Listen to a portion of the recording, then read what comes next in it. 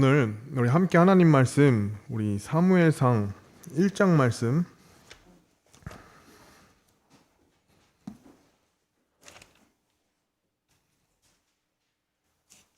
우리 1장 전체 말씀을 쭉 함께 보시겠지만 오늘 함께 교독하는 내용은 우리 처음 부분과 마지막 부분을 읽기를 원합니다. 그래서 1장 1절과 2절까지 읽어주시고 중약한 후에 26절부터 28절까지 함께 읽으면서 오늘 이 1장 전체 내용은 사실 한나의 기도에 대한 내용입니다. 사무엘의 탄생이 나온 내용인데요. 우리 너무 잘 아는 한나의 이 기도 또 그 배경을 통해서 계속해서 우리 귀한 은혜 시간 되길 원합니다. 그래서 1, 2절 그리고 마지막 하반부 26절부터 28절 이렇게 우리 교독하고 그리고 28절 함께 읽도록 하겠습니다. 그래서 1, 2절, 26절에서 28절 이렇게 되겠습니다. 찾으셨으면 1절 제가 먼저 읽도록 하겠습니다. 한편 에브라임 산에 속한 라마다임 소빈 출신의 어떤 사람이 있었는데 그의 이름은 엘가나이며 그는 에브랏 사람으로 여로함의 아들이요 엘리후의 손자요 도후의 증손이요 숲의 사대손이더라. 그에게 아내가 있었는데 하나의 이름은 한나요 다른 하나의 이름은 닌나다. 닌나는 아이들이 있었으나 한나는 아이들이 없더라. 네, 그리고 26절로 가셔서요 28절까지입니다. 그녀가 이르되 오 내 주여 당신의 혼이 살아계심을 두고 맹세하나이다. 내 주여 나는 여기에서 당신 옆에 서서 주께 기도하던 여자니이다. 이 아이를 위해 내가 구하였더니 주께서 내가 그분께 구하여 청원한 것을 내게 주셨나이다. 다 같이 읽겠습니다. 그러므로 나도 그를 주께 빌려드렸으니 그가 살아있는 동안 그는 주께 빌려드린 자가 되리이다 하며 그가 거기서 주께 경배하였더라. 아멘. 함께 기도하시겠습니다. 하나님 아버지 감사합니다. 오늘 4월 계속해서 우리 참 하나님께서 좋은 날씨 가운데 또 모이게 해주시고 이 시간 계속해서 하나님의 말씀을 통해서 우리가 다시 한번 우리 또 참 이 주간에 말씀으로 충만한 삶을 살아가길 원합니다. 계속해서 이 시간 하나님께 참 모든 것 의지하오니 하나님 인도하여 주시고 또 이 말씀이 땅에 떨어지지 않도록 하나님 들어 사용해 주시길 간절히 원합니다. 모든 것 감사드리며 예수님 이름으로 기도드립니다. 아멘.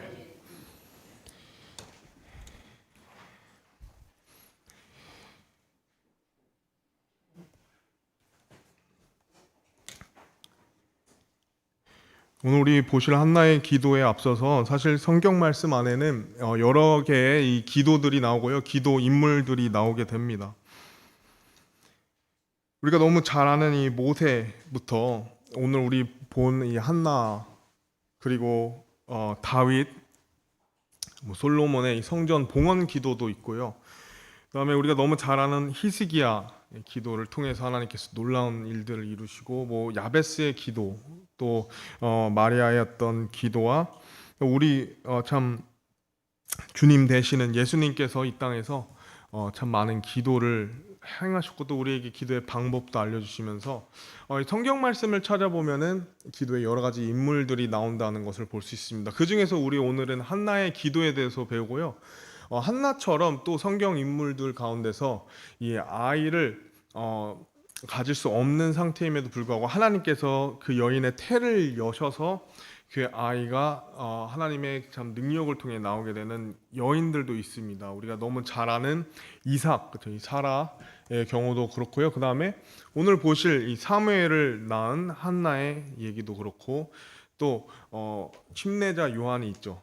그래서 엘리사벳을 통해서도 하나님께서는 이 성경을 통해서 많은 기도의 인물들을 남기셨고 또 불가능하신 일들을 친히 행하시는 그 일들을 우리가 성경을 통해서 볼 수가 있습니다.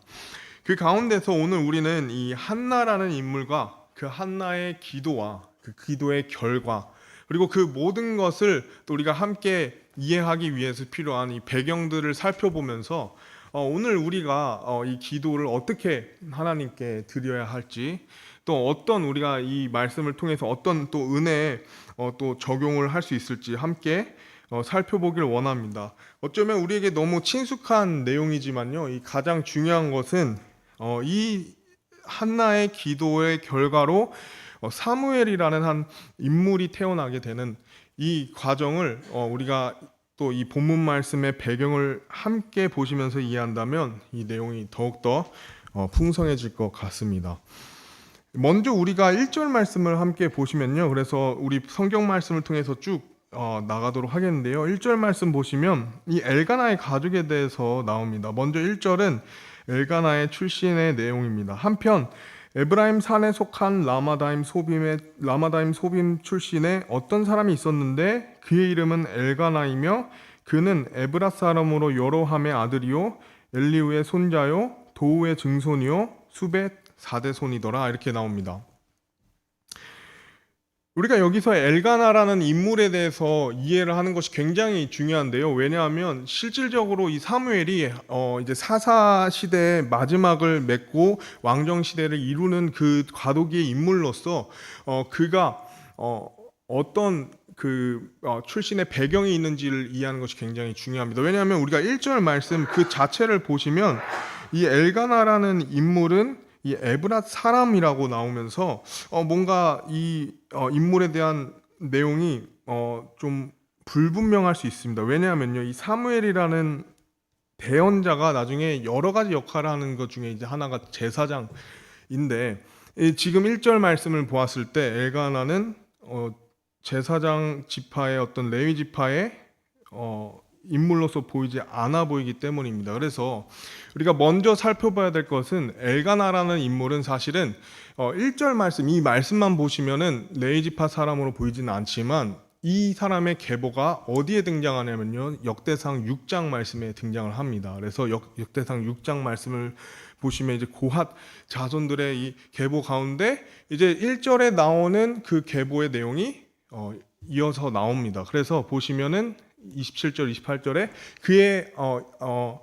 그의 아들은 엘리압이요, 그의 아들은 여로하며 그의 아들은 엘가나이며 하면서 사무엘의 아들들은 하면서 이 엘가나의 이제 1절의 말씀에 봤던 그 위에 조상들의 이름이 걸쳐서 나오면서 엘가나가 이 레이지파 사람인 것을 우리가 볼 수 있습니다. 그렇기 때문에 사무엘이 이제 레위 지파의 계보에 이어서 자손으로서 이제 출생이 됨으로써 그가 이제 하나님의 위대한 일들을 행할 수 있다는 것을 우리가 살펴볼 수 있습니다.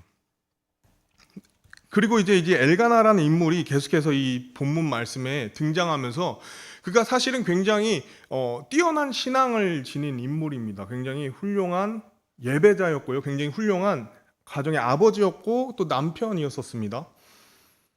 근데 이제 그런 훌륭한 신앙을 지닌 인물에게 그 가정에게 왜 이런 어려운 일들이 생겨서 한나가 하나님께 절실하게 기도를 하게 되는 상황이 있었느냐? 이거에 대한 원인, 이 문제에 대한 원인을 우리는 이 2절 말씀을 통해 살펴볼 수가 있습니다. 2절 말씀을 보시면 어떻게 나오냐면요, 바로 그에게 두 아내가 있었는데 라고 나옵니다. 그에게 두 아내가 있었는데 하나의 이름은 한나요 다른 하나의 이름은 브닌나더라. 브닌나는 아이들이 있었으나 한나는 아이들이 없더라 라고 나옵니다.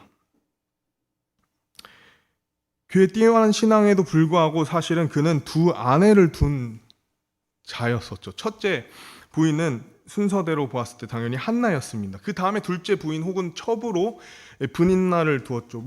이 당시에 일부 다처제가 허용된 것은 아니지만 여러 가지 그 어떤 이유가 있었는데요. 가장 대표적인 이유는 사실 이 불임 때문이었었습니다. 어쩔 수 없이 그 계보를 이어가기 위해서 둘째 아내 첩을 모시는 경우가 있었는데 어떤 그런 배경일 수도 있고요. 어쨌든 자세한 내용은 나오지 않지만 분명한 것은 이 성경에선 한 남편과 한 아내, 이 하나님의 가정의 질서가 있는데 그 질서를 뛰어난 신앙을 가진 인물에도 불구하고 이 두 아내를 받아들임으로 말미암아 거기서부터 이제 여러 가지 문제가 발생한다는 것을 우리가 볼 수 있습니다. 먼저 우리가 오늘 이 말씀을 통해서 기억해야 되는 부분은요, 우리에게 일어나는 문제의 이 많은 원인은 사실 하나님의 말씀 밖에서의 선택과 질서로부터 발생하는 경우가 있다는 사실을 우리가 기억해야 합니다.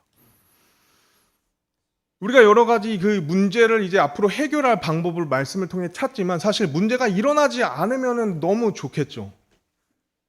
근데 우리 삶에 여러 가지 많은 그 문제의 원인을 살펴본다면 때론 이런 우리의 잘못된 선택과 또 잘못된 그 선택으로 말미암아 이 질서가 흔들리는 일로 발생하는 경우도 있죠. 또 다른 이유를 우리가 살펴보면요, 사실은 이 두 아내의 어떤 그 여인 사이의 대립으로 인해서도 있지만 사실 이 한나에게는 이 비교 의식이 있었다는 것도 우리가 한번 생각을 해볼 수 있습니다.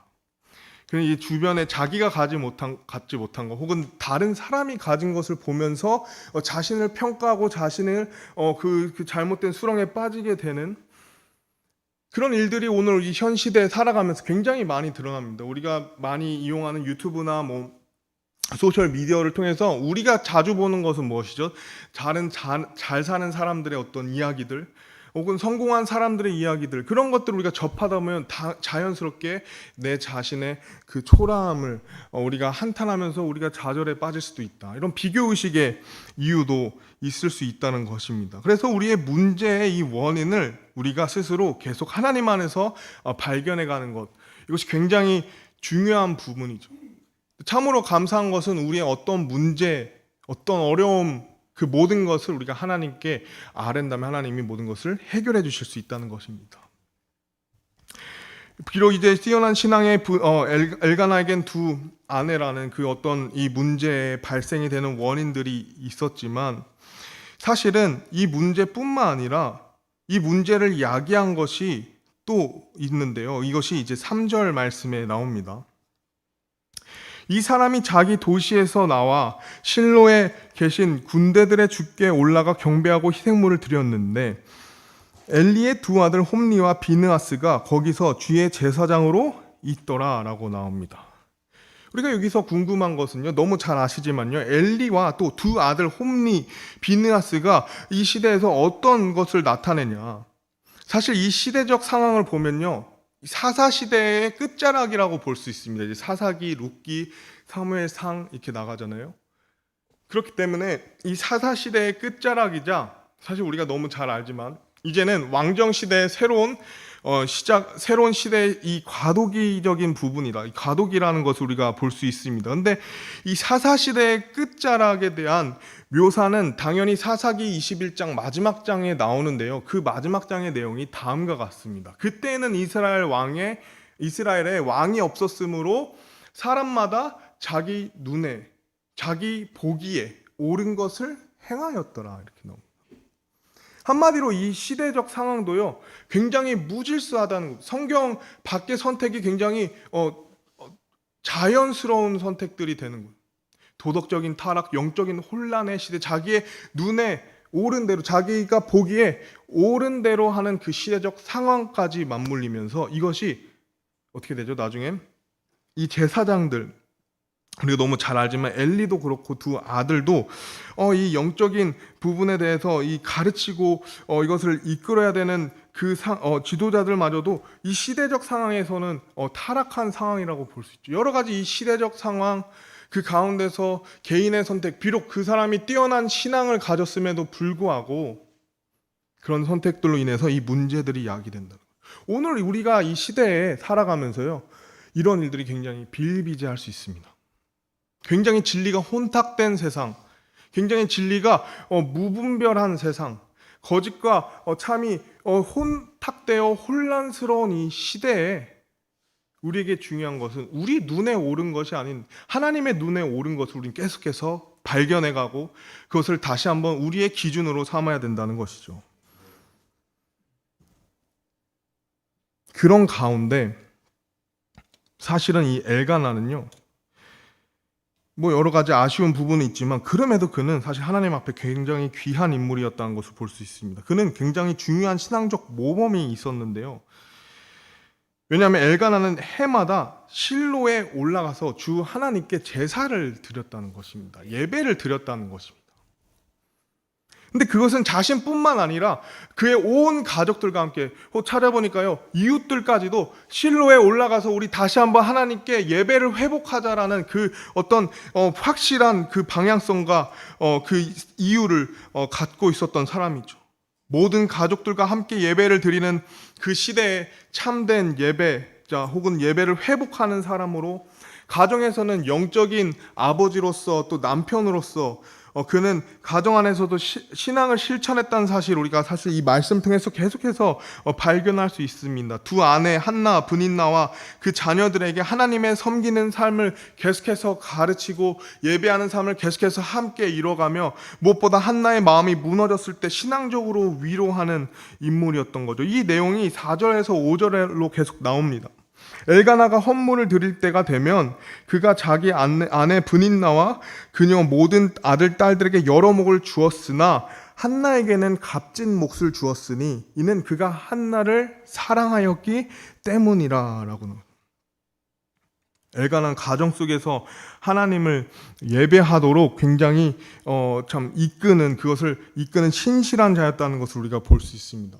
이 내용을 또 살펴보면요, 가족들과 함께 드린 제물을 나누는 것이 화목제라고 합니다. 근데 이때 항상 가족과 함께 올라가서 예배를 드린 후에 그것들을 함께 가족들과 나누는데, 여기서 이제 엘가나의 마음을 우리가 확인해 볼 수 있다는 거죠. 바로 이 한나에게 그가 가진 값진 몫을 특별히 나눠줬다는 것을 볼 수 있고, 그 이유 또한 한나를 사랑하였기 때문이라는 것을 우리가 볼 수 있습니다. 이는 양적으로나 질적으로 특별하게 한나를 더 챙겼다라는 것을 우리가 볼 수 있다는 거죠. 자녀가 없으면요, 그 시대에는 그 아내를 업신여기고 심지어 버리는 일조차도 굉장히 인정되는 그런 시대 속에서 엘가나라는 인물은 하나님께서 주신 그 아내를 끝까지 사랑하고 헌신하는 자로서 참 그 시대와는 다른 특별한 모습으로 하나님 앞에 있었다는 것을 우리가 볼 수 있다는 거죠. 어쩌면 한나는 그런 어떤 뛰어난 남편과 또 여러 가지 그 환경 속에서 안일하게, 또 그리고 그 상황을 인정하면서 받아들이면서 그럼에도 감사하면서 살아갈 수 있을 수 있었겠지만, 문제는 한나에게 개인적으로 이 자식을 가질 수 없다라는 이 사실이 어쩌면 그 여러 가지 사랑과 위로로도 해결할 수 없는 개인적인 큰 아픔과 고통이었다는 것을 우리가 말씀을 통해서 계속 발견할 수 있죠. 그녀를 사랑하기 때문에 특별한 몫을 주는 그런 엘가나가 있었지만, 우리가 5절 하반절을 보면요, 그러나 주께서 그녀의 태를 닫으셨더라. 하나님이 그 태를 닫으셨다는, 너무나도 아이러니한 말씀의 내용이 나옵니다. 뛰어난 신앙을 지닌 남편과 예배를 하는 그 가정 안에 하나님이 많은 복을, 그 혼탁스러운 시대 가운데 믿음을 지키는 가정에게 복을 주셔야 하는데, 하나님께서 의외로 그 태를 닫아버리셨다는 거죠. 주께서 그녀의 태를 닫으셨으므로 그녀의 대적도 그녀를 심히 자극하여 애타게 하였더라.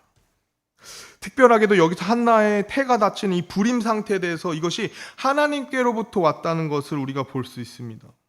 근데 이 일을 통해서요, 문제는 이 분인나는 첩으로서 첫째 부인 한나를 적대시하며 그녀가 계속 고통받도록 했다는 사실이죠. 한나는 애가 타는 심정을 갖게 됐다고 성경에 나오는데, 이 의미를 원어적으로 말하면요, 심장을 후벼 파듯이 하는 이 고통으로 끊임없는 충격을 견딜 수 없게 하는 상태를 말하고 있다고 합니다. 이런 상태가 계속 되니까 7절 말씀을 보면요, 그녀가 주의 집으로 올라갈 때 해마다 그가 그렇게 함으로 브닌나가 그렇게 그녀를 자극하였고, 그런 까닭으로 그녀가 울고 먹지 아니하니라고. 우리가 삶을 살면서 때로는요, 하나님께서 허락하신 고난이 있다는 것입니다. 하나님께서 허락하신 일 속에서 그 일들이 우리에게 상심을 불러일으킨다는 거죠. 이것이 개인적으로 우리 삶에 참 무거운 마음과 고통을 주지만 이 문제가 항상 그렇듯이 문제라는 것이 항상 그렇듯이요. 개인에게서 끝내도 힘들 판에 이것이 이 다른 사람들을 통해서 더 크게 자신을 억누르기도 한다는 것입니다. 그리고 이 말씀을 통해서요. 그러한 삶의 무게가 때로는 우리의 이 기본적인 삶을 막게 한다는 것을 봐.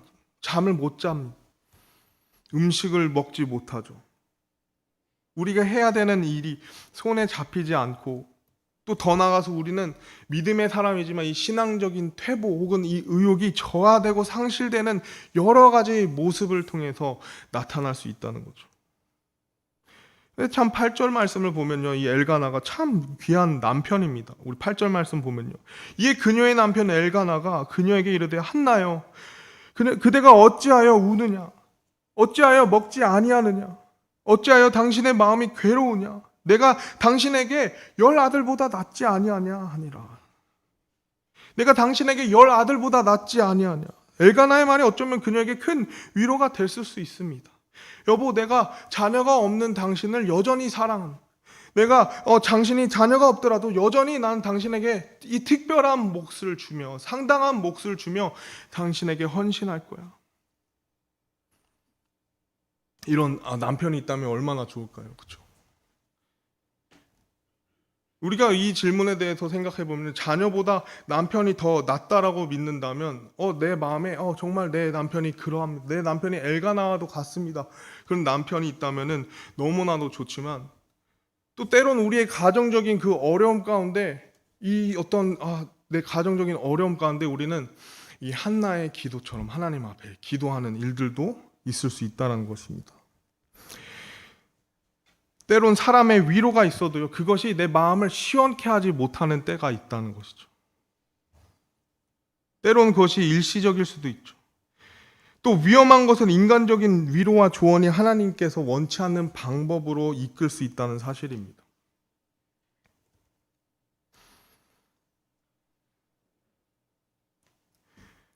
그래서 우리는요, 사실은 사람이기 때문에 이 삶과 어려움에 문제가 생기고요. 우리가 사람에 의해 위로를 받을 때도 있지만 사람에 의해 상처받는 일이 또 많다는 것을 우리가 생각해 볼 수 있습니다. 그런 세상에 살아가는 거죠. 그리고 그런 삶에서 우리는 때로는 내가 그 어디에도 속하지 않는다는 느낌을 받기도 합니다. 이것이 가정이 될 수도 있습니다. 가정 안에 내 편이 없다는 거죠. 남편도 남의 편 같은 거예요. 아내도 집안 사람이어야 되는데 마치 집 바깥의 사람처럼 내가 소외감을 느낄 수 있죠. 사회 속에서도 마찬가지입니다. 내가 이 일을 돈 때문에 내 생계 때문에 가족 때문에 내가 이 직장 생활하지 그것만 아니었으면 진작에 이 문제 때문에 저 사람 때문에 이 어려움 때문에 내가 이것을 관둘 텐데. 근데 이것이 교회 안에서도 일어날 수 있습니다. 안타깝게도요.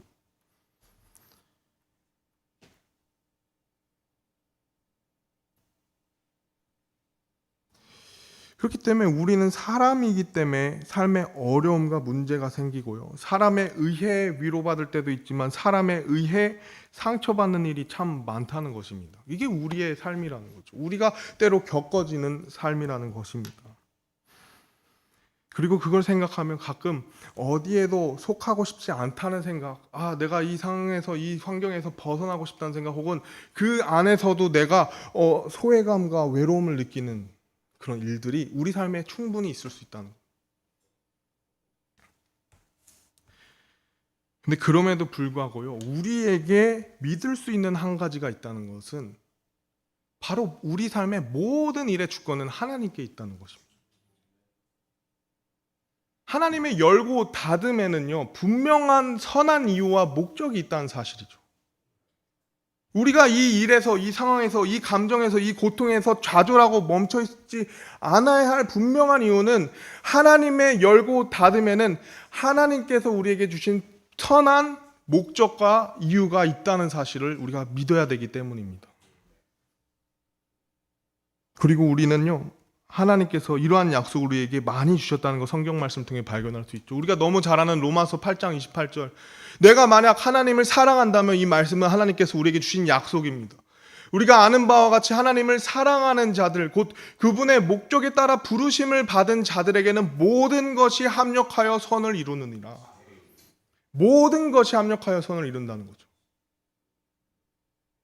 내가 하나님을 사랑하면요, 내가 그분의 목적에 따라서 부르심을 받아 따라가는 우리 모든 그리스도인, 소명받은 사람뿐만 아니라 모든 그리스도인에게는 어떤 일이든 어떤 감정이든 어떤 고통이든 어떤 기쁨이든 그 모든 일이 합력하여 하나님 앞에 선을 이룬다는 것입니다.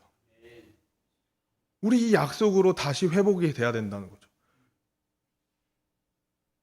어떤 우리 나의 삶의 비교 의식과 나의 삶의 어떤 어려움, 그런 어떤 난관, 사람들로 인한 어떤 고통, 거기에 내 감정과 내 시선이 고정되는 것이 아니라 바로 이 모든 것을 허락하신 하나님께서 이 일에 분명한 선하신 목적이 있다는 것을 제가 믿습니다라는 우리의 믿음의 고백이 더 나와야 되는 때인 것입니다. 그리고 우리가 이 약속을 믿을 때요, 우리의 문제, 그 이유, 어떤 감정과 상관없이 때로는 그 시기를 인내해야 하는 거죠. 이것이 가정 안에 있더라도 인내해야 되는 것. 이것이 내 사회생활에 있더라도 인내해야 되는 것. 이것이 내 교회에서 내가 느끼는 감정과 고통이더라도 인내하고 때를 기다려야 된다는 것입니다. 왜냐하면 내가 모르는 하나님의 놀라우신 그 선하심을 내가 보기 전까지 나는 기다려야 되는 믿음이 필요하기 때문이죠. 또한 하나님께서는 우리의 상황보다 크신 분이기 때문입니다. 하나님은 상황보다 크시죠. 하나님은 상황보다 크십니다. 하나님은 나의 문제보다 크신 분이죠. 하나님은 내 갈등보다 크십니다. 하나님은 내 고통보다 크십니다. 하나님은 나의 원수보다 크시죠. 하나님은 내 불가능과 한계보다 크신 분이죠. 하나님은 나보다 더 크신 분이시죠. 그리고 내 모든 것보다 크신 하나님은 선하시다는 거죠. 내 모든 것보다 큰 하나님, 그분께서 선하시기 때문에 우리는 이 주님의 선하심, 주님의 큰 역사를 볼 수 있는 가장 고귀하고 확실한 방법, 우리의 인생에 하나님께서 선물로 주신 가장 고귀한 방법은 바로 기도라는 것입니다. 기도밖에 없다는 것입니다. 내 감정과 고통을 뛰어넘을 나의 선물, 내 특권은 하나님께 아뢰는 거죠. 이것이 한나가 우리에게 보여준 놀라운 본입니다. 이것이 한나의 기도가 많은 유대인들에게도 여전히 칭송받는 너무나도 놀라운 기도라는 것이죠. 여러분, 기도의 그 특권을 소홀히 여기지 마시기 바랍니다.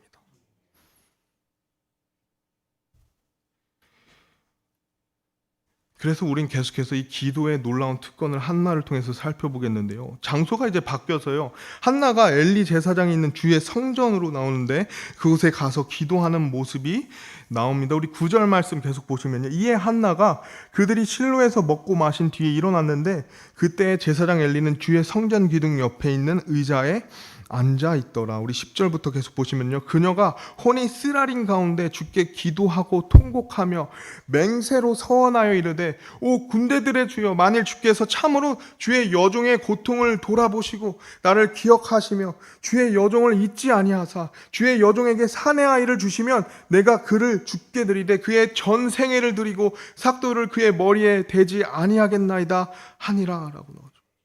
놀라운 한나의 기도가 나오죠. 비록 그가 엘가나 남편을 통해서 위로를 받았지만, 그 음식을 먹고 회복이 되었지만 여전히 그의 혼이 쓰라리고 고통스럽다는 것을 우리가 말씀을 통해 볼 수 있죠. 여전히 그의 마음의 고통과 그 간절함이 해소가 되었지 않았죠. 그리고 그 고통이 해소되지 않은 그 마음에 하나님께로 개인적으로 나가야만 한다는 강한 이끌림을 하나님께서 주신 것입니다. 그래서 한나는 이 모든 것을 뒤로하고 간절하게 하나님께 울부짖으며 기도하게 된다는 것을 볼 수 있죠.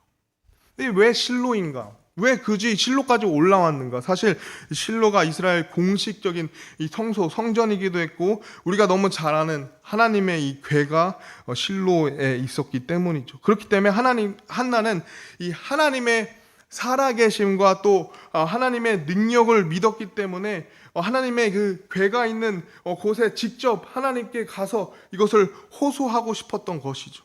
그렇기 때문에 그녀의 기도가 사실요 굉장히 구체적으로 기도하는 내용이 있었고 굉장히 간절했다는 사실을 우리가 볼 수 있는데, 심지어 하나님께 이 기도 제목을 두고 서원하는 모습까지 나온다는 것입니다. 맹세하는 거죠. 근데 이 한나의 기도가 다시 한번 이 시대적 배경을 살펴봤을 때 하나님 앞에 얼마나 고귀한 기도였는지 우리가 생각해 볼 수 있습니다. 그 당시에는 자신의 눈에 자기의 보이는 대로 원하는 대로 행동했던 그런 시대적 상황에서 많은 사람들이 자신의 눈, 즉 자기 보기에 좋은 기준, 자기 눈에 보기에 좋은 원함, 자기 보기에 좋은 방법들을 통해서 자신이 원하는 것을 그저 누리고 원하는 그런 시대적 상황에서 이 한나는 자신이 사실 원하는 기도를 드린 것이 아니라 자신을 통해서 하나님께서 영광받길 원하는 기도를 드렸다는 사실이죠. 이것은 개인적 요청을 뛰어넘는 초월하는 기도였다는 것입니다. 사실 이 당시의 아들은요, 가문의 명예, 지금도 그렇지만 재산 혹은 미래였습니다. 큰 영광이었죠. 근데 한나의 기도는 자신에게 이 사내 아이를 하나님께서 주신다면 이 아이를 나를 위한 것도 아니고 가문을 위한 것도 아니고 오직 하나님을 위해서 내가 드리겠다라고 말하면서 자기의 욕망, 즉 엄마가 되고 싶은, 어머니가 되고 싶은 마음을 이제 초월해서 하나님의 이 계획을 위한 통로가 되겠다고 맹세하는 것입니다. 자기만을 위한 삶을 쫓는 시대에 한나의 기도는 하나님의 영광을 위해서 자신을 드리겠다, 자신의 가진 모든 것, 그것을 하나님이 허락하신다면 드린다는 시대를 초월한 놀라운 기도였었죠. 사사시대 후기에는 영적으로 완전히 무너진 세대였죠. 엘리도 무기력했고요. 백성들은 자기 눈에 옳은 대로 살았습니다. 원하는 대로 살았죠. 그러나 한나는 그 처절한 감정 가운데 조용히 아무도 주목하지 않는 그 가운데 새 시대를 여는 사실 씨앗을 드리는 기도가 되었죠. 이 기도가 참 놀라운데요. 이 한 개인의 기도에서요, 사실 한 민족의 새로운 역사의 장이 열리고 있었다는 겁니다. 우리가 사무엘의 그 이름의 뜻을 들어보면요, 하나님께서 들으셨다는 거예요. 이 시대적인 역할을 사무엘이 탄생함으로 어떤 역할을 하냐면요, 마지막 사사로서, 대언자로서 성경을 쓰죠. 또 왕을 대신해서 하다가 이제 왕에게 기름을 붓는 자로서 이 민족의 큰 시대를 변환하는 데 중요한 인물이 되었다는 거죠. 한나의 그 서원으로 말미암아, 맹세로 말미암아 사무엘이 탄생하게 되고, 그 사무엘의 탄생으로 말미암아 사울과 이 다윗 왕조의 수립이 이어진다는 것을 우리가 볼 수 있습니다. 너무나도 놀라운 이 일들이 한 개인의 깨어진 심령에서 이스라엘의 전체 역사가 새로워졌다는 거죠. 한나의 기도는 정말 놀랐습니다. 여기서 우리가 적용할 수 있는 첫 번째 부분은요, 우리는 실로로 나가야 된다는 것입니다. 우리의 모든 문제, 우리의 모든 갈등, 우리의 모든 고통의 해답은 하나님 안에 있습니다. 우리는 하나님을 만나야 되는 거죠. 우리는 하나님을 만나기 위해 우리는 실로로 나가야 된다는 것입니다. 실로로 나가야 된다는 거죠. 교회에 모여야 됩니다. 하나님을 내가 만나는 개인적인 장소를 만들어야 되죠. 매일 나가야 되는 거죠. 내 모든 문제를 쏟아놓을 그 실로가 우리 삶에 있다는 것이죠. 이 당시에는 하나님의 궤가 그곳에 있었기 때문에 거기까지 가야 되는 물리적 거리가 있었지만요, 우리는 이 히브리서 4장 말씀을 통해서 언제든지 은혜의 왕자로 담대하게 나갈 수 있는 특권을 갖고 있습니다.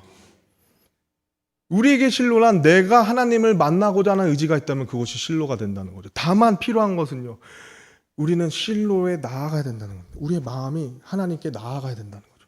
그럼 어떻게 어떤 내 감정과 고통을 어떻게 풀고 있습니까? 세상의 방법으로요? 세상이 말하는 방식으로요? 실로로 나가야 됩니다. 하나님께 나아가야 된다. 두 번째는요, 이 실로에서 중요한 사실은 한나는 실로에서 제사장을 만난 것이 아닙니다. 제사장 엘리를 찾은 것이 아닙니다. 하나님을 찾았다는 거예요. 우리가 사람을 의지하게 되면요, 돌아오는 것이 기쁨과 위로가 될 수 있습니다. 정말 그렇습니다. 그것을 부정하지 않지만 때로는 실망과 상처를 받는 게 또 많다는 거죠. 우리가 왜 그러면 사람들을 찾을까요? 가장 내가 눈앞에서 내 얘기를 들어줄 수 있고 가장 나의 상태를 공감해 줄 수 있는 같은 사람이기 때문에 우리가 그렇지만 때론 보이지 않는 하나님께 내가 아래서 내가 모든 걸 쏟아놓는다. 이거 당장 문제가 풀리지 않는 것 같아. 내가 사람들을 찾을 수 있지만요. 그 사람이 어떤 사람이냐도 굉장히 중요하지만 만약 그 사람이 믿음 안에 있는 사람이 아닌 그냥 세상에서 만나는 사람들이라면 나에게 줄 수 있는 조언은 세상적이고 육신적인 조언이 되겠죠.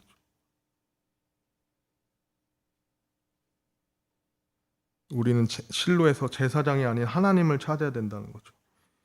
만약 내가 교회에서 사람들을 통해서만 위로를 얻는다 한다면 그것은 잘못된 기대와 생각입니다. 교회는 사람들의 문제를 사람들 안에서 해결하기 위해서 모인 것이 아닙니다. 그것은 부분적인 것입니다. 교회는 무엇일까요? 교회는 사람들의 문제를 하나님께로 가져가고자 하는 사람들의 모임인 것이죠. 나의 문제와 나의 어려움을 어떻게 해결할 수 있을까요? 하나님께 인도하는 거죠. 네, 이런 어떤 고민과 이런 기도가 있습니다. 우리가 함께 하나님 안에서 기도하는 것이죠. 내 어떤 문제의 대답을 찾길 원합니다. 하나님의 말씀을 통해서 찾는 그것이 교회의 진정한 역할이고 그것이 교회의 전부라는 것입니다. 즉 나의 문제를 해결해 주실 실로에서 우리는 하나님을 찾아야 된다는 거죠. 하나님을 바라보아야 한다는 것입니다. 그리고 그 하나님을 바라보는 한나를 통해서 계속해서 우리는 아름다운 기도의 태도를 볼 수 있습니다. 12절 말씀부터 보시면요. 16절에 그녀가 주 앞에서 계속 기도할 때 엘리가 그녀의 입을 주시하였는데 그때 한나가 마음속으로 말하며 그녀의 입술만 움직이고 그녀의 음성은 들리지 않으므로 엘리는 그녀가 취한 줄로 생각하니라. 엘리가 그녀에게 이르되 내가 어느 때까지 취해 있으려느냐 내가 내게서 포도주를 치우라 하매 한나가 대답하여 이르되 아니니이다 내 주여 나는 영이 슬픈 여자니이다. 내가 포도주나 독주를 마시지 아니하였고 주 앞에서 내 혼을 쏟아놓았을 뿐이오니 당신의 여종을 벨리아의 딸로 여기지 마소서. 내가 많은 탄식과 슬픔 속에서 지금까지 말하였나이다 하매 엘리가 바라본 한나는요, 술 취한 것처럼 입술만 움직이는 기도를 한다. 근데 이 기도를 상상해 보면요, 사실 우리가 우리의 의지조차도 가질 수 없는 상태에서 하나님께 드리는 기도. 입술만, 그게 정말 속에서 토해내는 기도잖아요. 근데 이 당시 성소나 성전에서는 목소리를 내서 기도를 해야 되는데 너무나도 그 삶이 버겁고 힘들고 그 기도가 너무나도 간절했던 이 한나는 말할 힘도 없이 깊은 슬픔 속에서 속삭이는 기도를 하게 된다. 마음에서 우러나는 진심 어린 간구의 모습이죠. 그러나 이 영적으로 분별력이 없었던 엘리가 그녀를 오해하게 된다는 거죠. 그러나 한나는 영이 슬프다며 자신의 이 영적 상태와 감정적 상태를 진솔하게 드러내고 그것을 이 슬픔을 일시적인 쾌락, 포도주나 독주로 그것을 채우지 않고 오직 모든 것을 하나님 앞에 쏟아내었다는 것을 볼 수 있다는 겁니다. 우리의 문제는요, 때로는 일시적인 쾌락을 통해서 잠깐 채워지는 거 우리가 원하는 우리의 모습을 발견합니다. 그러나 그것은 더 큰 고통을 만들죠. 근본적인 문제가 해결이 되지 않아요. 근본적인 문제 해결은 무엇이냐면요. 내 모든 것을 하나님 앞에 쏟아놓는, 내 모든 것을 하나님께 쏟아놓는, 내 모든 생각, 내 모든 감정, 모든 내 마음을 하나님께 쏟아놓는 것. 여기서 보면요, 탄식과 슬픔으로 말하였다고 하는데요. 우리가 하나님께 탄식과 슬픔을 내어놓는다는 것이 믿음의 삶에 있어서 이것이 합당하지 않은 자세로 여겨질 수 있습니다. 하나님 앞에서 어떻게 우리가 하나님이 행하실 것을 우리가 믿기 때문에 우리의 어떤 마음조차도 내려놓지 않아야 되지 않나? 우리는 끝까지 하나님을 믿어야 되지 않나? 근데 하나님께서는요, 우리의 감정을 만드신 분이십니다. 하나님께서는 우리의 연약함을 이해하시는 분이시라는 거죠. 여기서 중요한 것은 우리가 하나님께만 구하고 하나님께만 쏟아놓는 우리의 자세라는 것입니다. 한나의 기도의 자세는요, 하나님께만 구하였다는 거죠. 하나님께만 내가 쏟아놨다는 것입니다.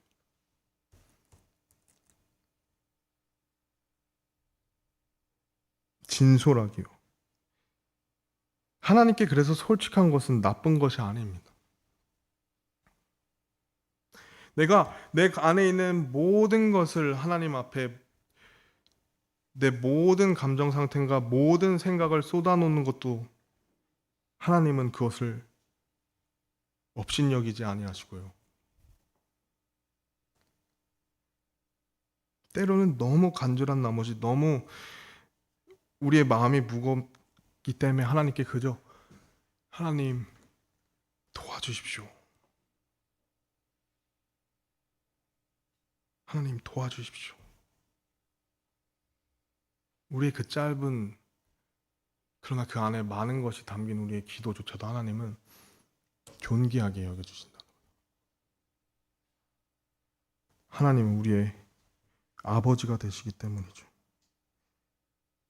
우리의 모든 것을 쏟아놓을 수 있는, 우리가 모든 것을 기도할 수 있는 우리의 자녀된 특권은 오직 하나님 안에서 누릴 수 있다는 거죠.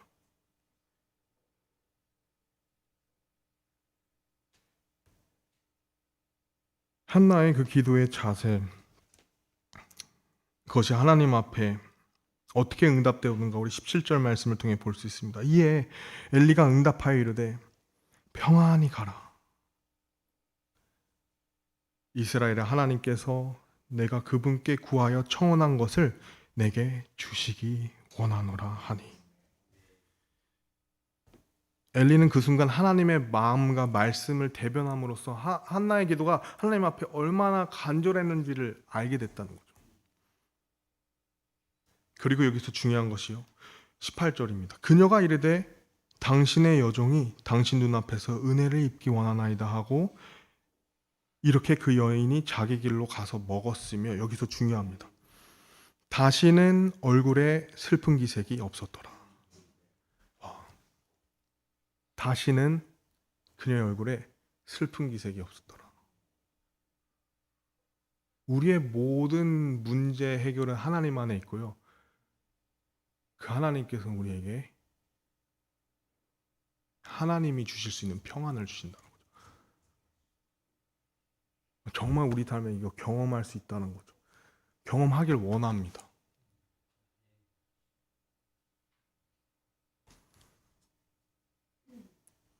야고보서 1장 5절에서 6절, 또 17절 말씀 보시면요, 너희 중에 어떤 사람이 지혜가 부족하거든 모든 사람에게 너그러이 주시고 꾸짖지 아니하시는 하나님께 구하라. 그러면 그것을 그에게 주시리라. 근데 여기서 중요한 건요, 그러나 그는 믿음으로 구하고 어떤 일에도 흔들리지 말지니라. 우리한테 참 도전이 되는 말씀입니다. 흔들리는 자는 마치 바람에 밀려 요동하는 바다 물결 같다니. 근데 여기 17절에요, 모든 좋은 선물과 모든 완전한 선물은 위에서 오며 빛의 아버지로부터 내려오는데 그분께는 변함도 없고 회전하는 그림자도 없느니라. 변하지 않으시오. 우리의 기도에 응답해 주시죠. 모든 좋은 선물, 모든 완전한 선물 위에서 우리가 구할 때 주신다는 거예요. 우리가 흔들릴 이유가 없습니다.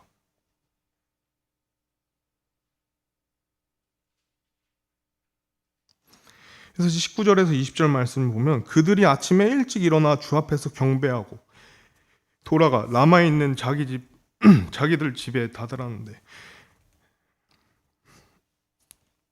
엘가나가 자기 아내 한나를 알매 주께서 그녀를 기억하셨으므로 한나가 수태한 뒤 때가 되었을 때 아들을 낳아 그 이름을 사무엘이라 하며 이르기를 내가 주께 그를 구하였기 때문이라 하였더라. 우리를 기억하신 하나님을 찬양합니다. 그리고 또한 우리도 하나님의 은혜를 기억해야 한다는 것이죠. 한나는요, 자신의 아들을 하나님의 응답으로 기억했기 때문에 그 아이의 이름을 내가 주님께 구한 응답이라는 이름으로 사무엘로 지었다는 것입니다. 우리가 하나님께서 기억해 주셔서 우리의 기도에 응답해 주시는 것 하나님께 감사하지만 우리가 그 응답에 대해서 하나님의 은혜를 기억하여 우리가 하나님께 영광을 돌리는 그 일도 굉장히 중요하다는 거죠. 한나는 분명히 기억했습니다. 이것은 나의 능력, 나의 어떤 지혜가 아닌 나의 한계를 뛰어넘는 불가능을 뛰어넘는 하나님의 놀라운 응답이라는 것을 발견했다는 거죠.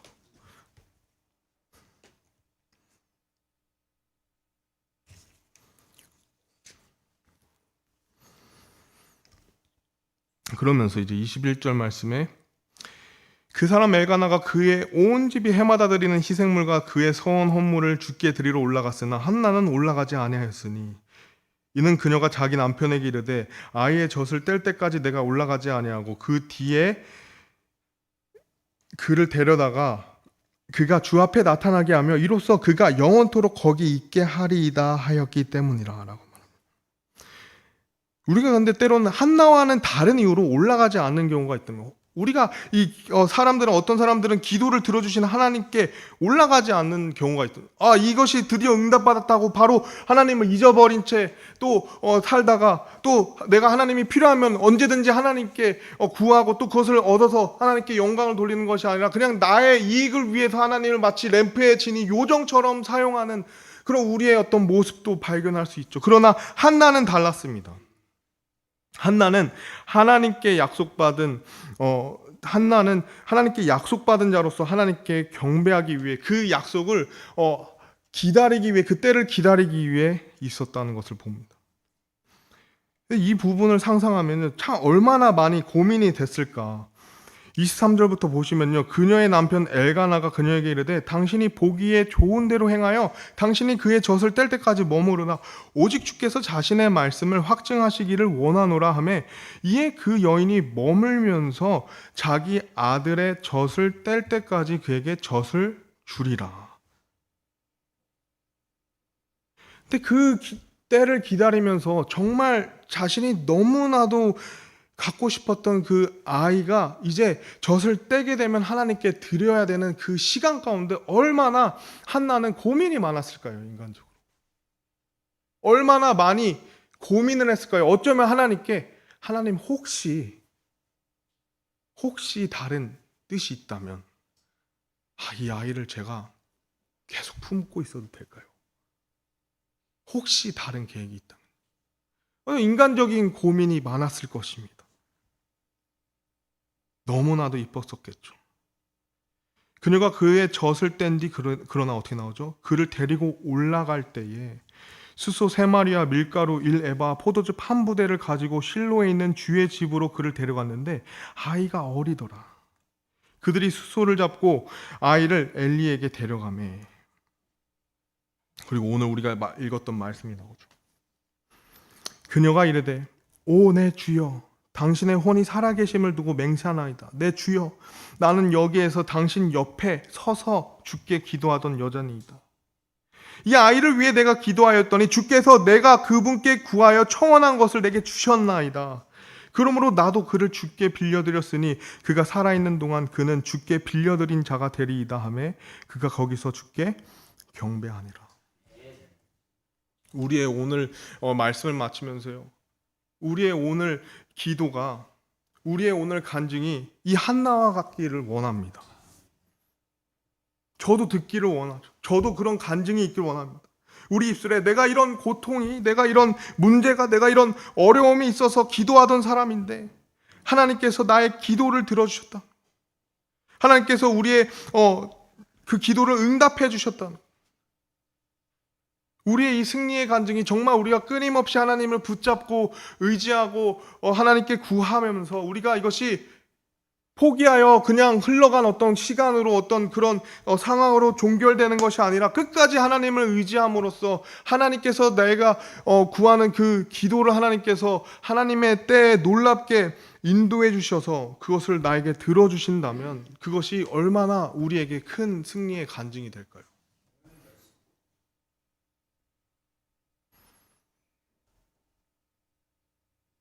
우린 계속 기도해야 합니다. 계속 견뎌야 되는 거죠. 계속 하나님께 의지해야 한다는 것입니다.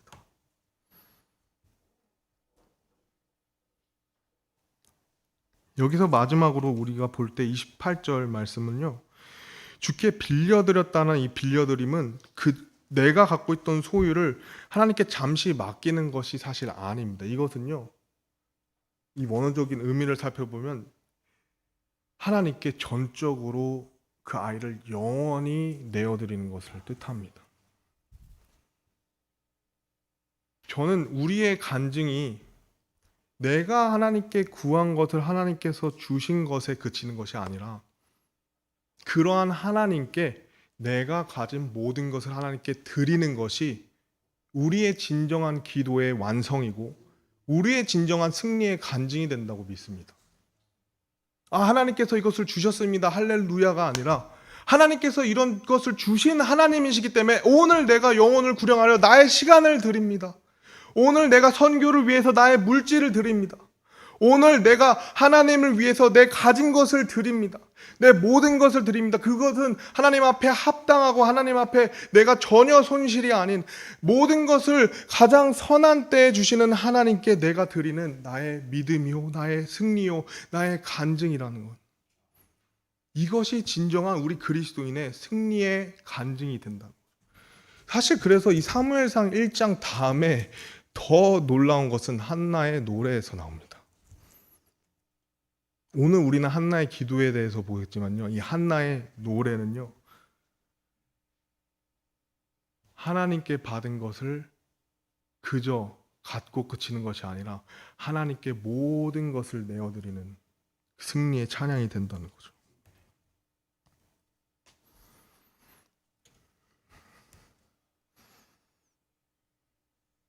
이 혼란스러운 시대에 우리의 눈이 우리에게 보기 좋은 대로 행하기 좋은 시대에 우리의 기도의 내용은 이 한나와도 같아야 될 것입니다.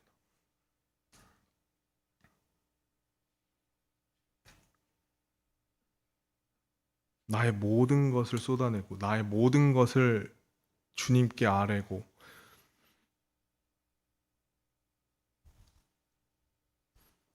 지금 나에게 주어진 일이 막혀 있고 닫혀 있을지라도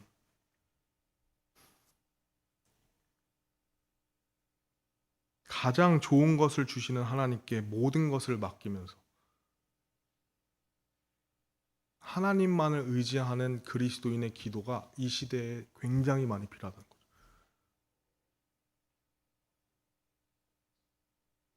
하나님께서 닫으셨다면 하나님께서 여실 수 있다는 것. 그것이 나의 가정 안에서, 나의 사회 안에서, 내가 생활하는 모든 영역에서 나의 모든 장애물들이 하나님의 능력에 의해서 해결이 된다면 이 시대에 필요한 간증으로 나아갈 것입니다.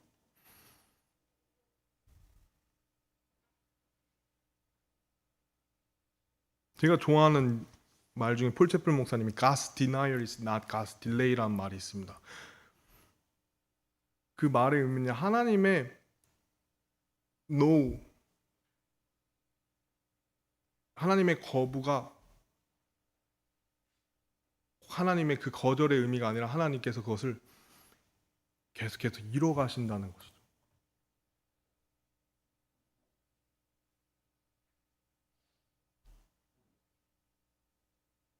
우리의 여러 가지 우리 교회 앞으로 주어진 일들, 특별히 영혼 구령, 이 혼탁된 시대 속에서 많은 어려움이 있을 수 있습니다. 그러나 하나님께서 열어주신다면, 하나님께서 구령받아야 될 영혼들을 구령할 수 있는 문을 열어주신다면, 어쩌면 영혼이 구령받기 어려운 시대라 사람들이 말하는 이 시대 가운데서 여전히 우리 교회는 수많은 영혼들을 주님께 인도하는 교회가 될 것입니다. 내 개인의 문제 또한 하나님께 아랜다면 불가능해 보이는 그 모든 우리의 현실에 그 문제들이 하나님의 완전한 능력으로 해결될 것입니다. 그 모든 것에는 기도밖에 없다는 것입니다. 우리 잠시 고개를 숙이시고 함께 기도하기를 원합니다.